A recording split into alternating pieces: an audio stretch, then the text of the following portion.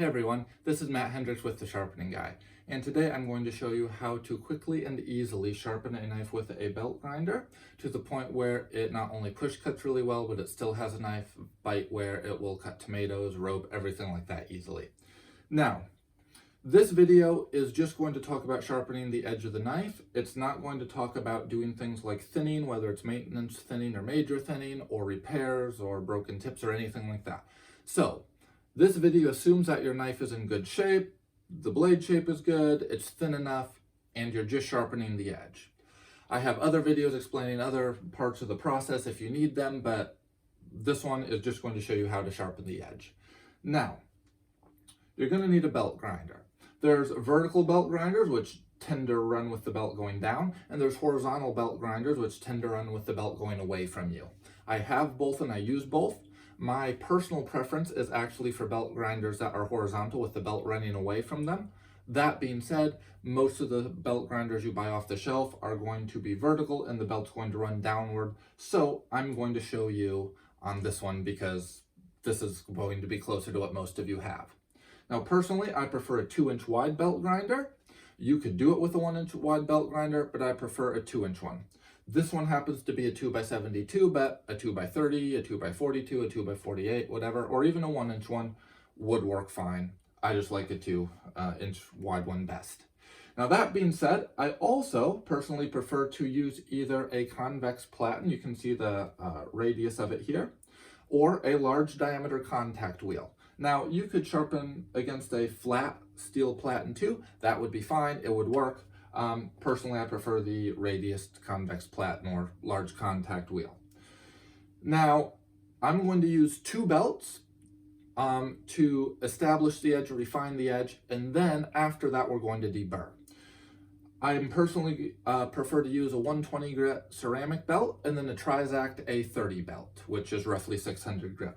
The 120 grit belt is what establishes the new cutting edge and brings the initial burr up. The A30 belt is going to refine the scratch pattern from the 120 grit belt and put a nice fine edge on it. And then we're going to deburr after that. Now, in terms of deburring, you could use a leather belt with compound on it or a felt belt with compound on it, and you could deburr right on your belt grinder. Or what I prefer to do is I prefer to use a wheel to deburr. Now, you could use a buffing wheel, like a nice spiral sewn one, or a hard felt wheel, which is really nice, or a paper wheel or a cardboard wheel, and all of those things can work. Personally, in this video, I'm going to use a spiral sewn wheel with green compound on it, but like I said, any of the wheels would work. So, what I'm going to do is this knife, I'm going to explain everything as I go along with it, or actually what I'll do is I'll explain with one of these utility knives here, and then these other 2 knives, after I go through with the one knife and explain everything, the other 2 knives I'm just going to sharpen and record in real time so you can see how fast it is. You should be able to do a knife easily in under a minute using this method, again, assuming the knife doesn't have anything wrong with it and it just really needs the edge sharpened. Now, all of these knives, just to start off with, you can see they won't even cut paper. So they're pretty dull. And yeah, so we're going to fix that. So we'll set those back over there for the second part of the video where I'll do a close-up and do them in real time. And this is the one I'm going to explain with. Now, this particular grinder is variable speed. It has a 3450 revolution a minute motor on it. And I'm running it at about 70%. I could run this at full speed if I wanted, or I could run it at half speed, whatever speed you have. It's not super important as long as you use sharp belts. You use light pressure because you don't need to really put in a lot of pressure. You're not doing big repairs or anything. So use sharp belts, use light pressure, and keep the blade moving. And even if I were to run this at full speed, I would generate very little heat. The blade would barely even feel warm, let alone be anywhere near too hot. So we're not coming anywhere close to being in danger of ruining the temper. If you were concerned about it, or if you were going slower or something, you could slow this down way more. Like I said, you could dip your blade in water, everything like that. But if you're just sharpening the edge, with the little amount of time we're spending on it, the quality of belts we're using, and the light pressure I'm using, this edge is barely going to become warm, let alone hot. So the heat or the temper in the blade really is not a concern. So that being said, I normally recommend that you wear a mask and all sorts of safety equipment just so you can hear me better for the video. I'm just going to wear safety glasses and earphones, but a mask is generally recommended. So I'm going to grab that and then we'll get going.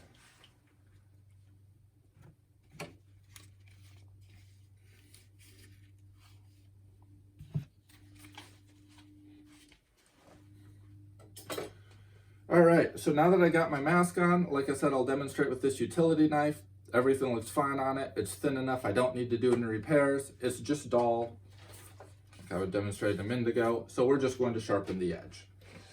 Now, I'm sitting down for this video because it puts me at a better height for the video, but normally I stand up when I do this too.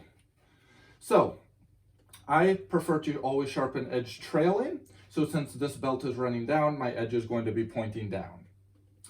And what I'm going to do is my goal is to be at as low of an angle as I can, or as an acute of an angle as I can, without being so low that the edge fails, which is way lower than most people think.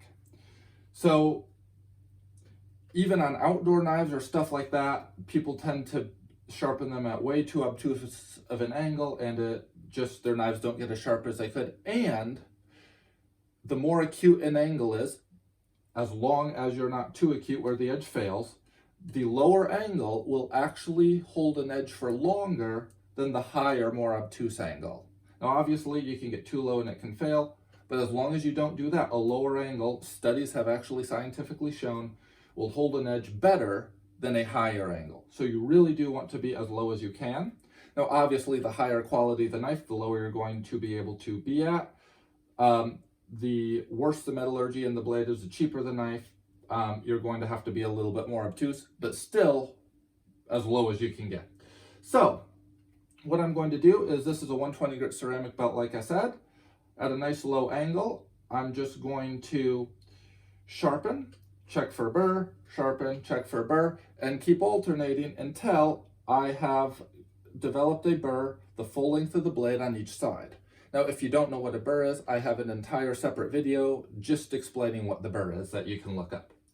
So, I'm going to turn this on, crack the belt, light pressure, and I already have a burr at 90% of that side.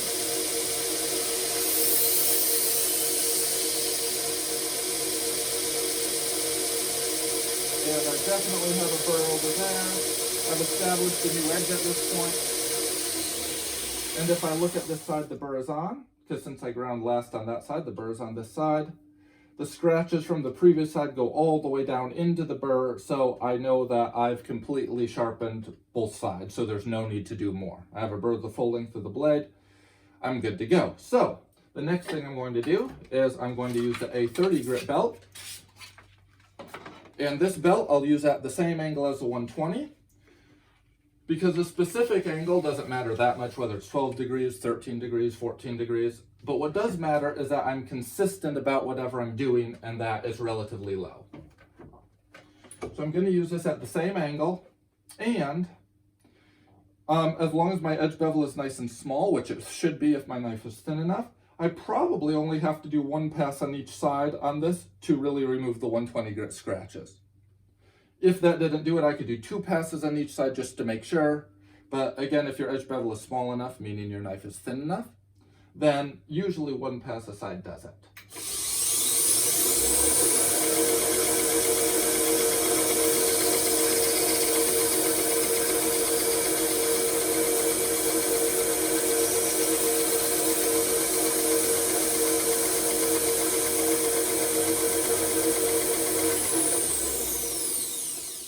And that looks really nice. The bevel looks nice and shiny now. I can't see any of the 120 grit scratches. I matched what I did on the 120 grit belt perfectly.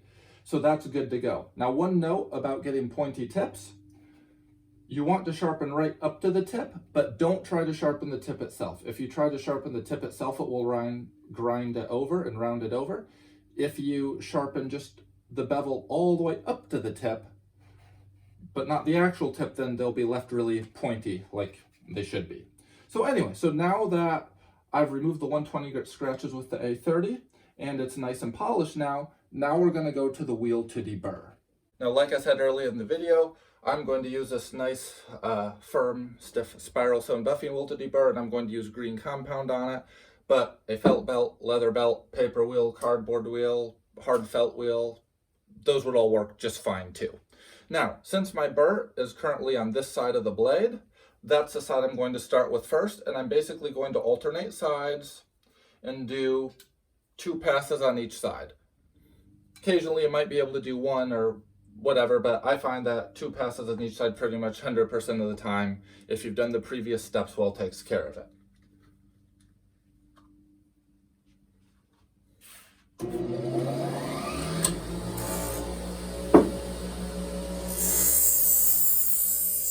And I'm using nice light pressure.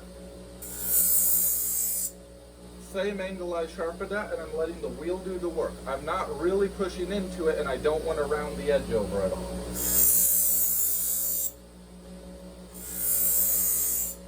I just want to lightly buff that burr off just like that.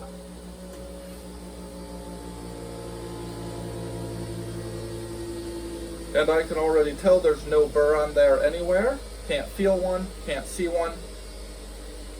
This edge, if you use Murray Carter's 3-finger test, which you can look up if you want, there's a ton of bite to this edge, but at the same time it's really refined, it'll push cut really well. So, just to show you here, I can push cut with any part of the blade there, works really nicely. Chances are if I roll the paper over like that, I can bite into it really easily. And that's a really good indication if you can just bite into a roll like that, if the knife will cut a tomato well, and you saw how easy that was and how clean. So like I said, this knife, it has a lot of bite. It would cut tomatoes, rope, anything like that easily. But at the same time, it's also really fine and it'll push cut nicely. Or I don't know if you'll be able to see this well, but you can see how cleanly and how easily and how effortlessly that shaves too. So that's a really fast way to get a nice edge. I established the bevel, I refined the bevel with the 120 and the A30, then I deburred it with the wheel and the green compound, and this knife is good to go. So now I'm just going to give you a closer angle. I'm going to sharpen the other 2 knives just in real time so you can see how fast they are and see more up close, and then we'll go from there. So I have the 120 grit ceramic belt back on, so in real time, here we go.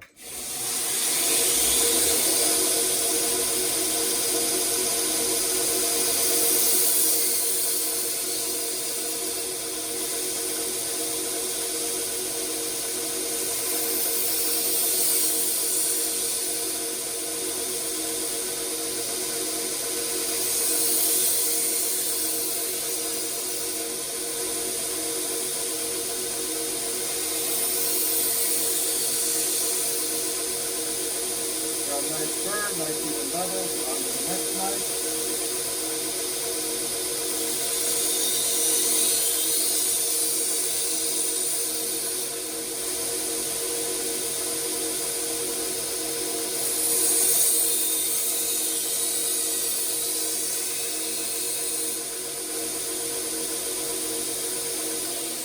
That one's good to go. We'll just switch belts quick. Done with the 120. Now on to refining with the A30.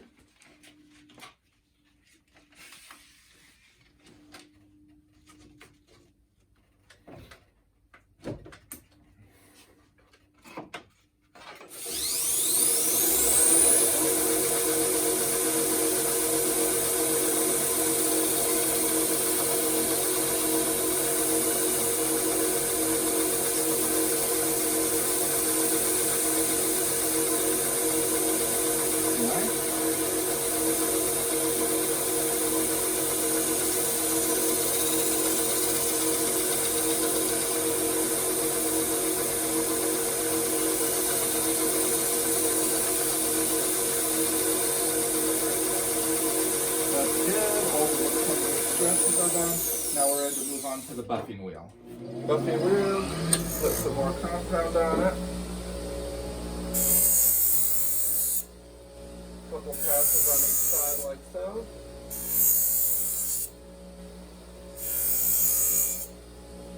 And that one is good. Burr came off, nice and sharp.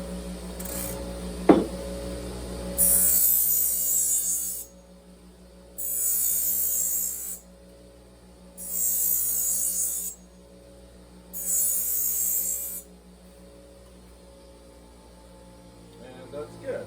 This one had a little compound stick to the blade, which doesn't happen that often, but I just wiped that off with a towel. And now it's nice and clean and good to go. So here's the two knives we just sharpened. They just came off the wheel, just took the burr off. And so now, you know, at this point, you can test the edge. I have a whole nother video on how to test the edge. Easy way to show you those with paper. So you can see that they push cut really nicely at all different parts of the blade. If I curve it like this, you can see they cut into even the roll there like that, really nicely, nice clean cut, which by the way is a really good indication of how well a knife will say bite into a tomato skin or something like that. Same thing, right, with the chef's knife there. You can see they all cut beautifully. And, you know, the bevels are nice and even. They're nice and polished. They look nice. The bevels are nice and thin because the knives were thin enough. Again, if your bevels were thicker or, you know, if they weren't very thin, that means the knife is too thick. Then I would thin it out ahead of time.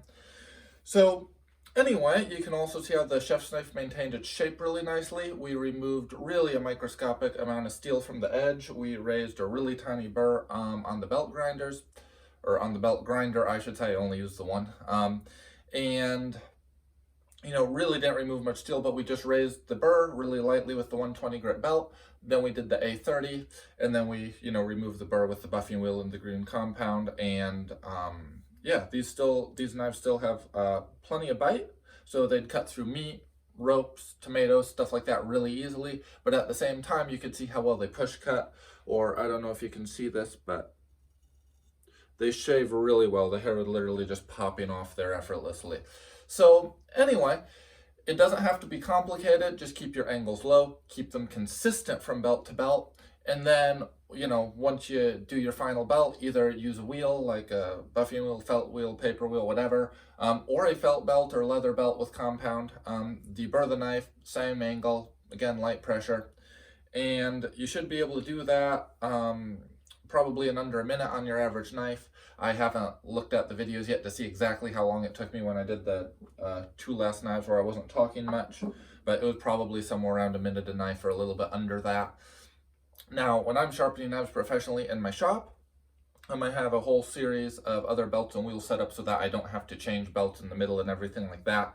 And I get just as good, if not even better results, and I can do it, you know, really efficiently.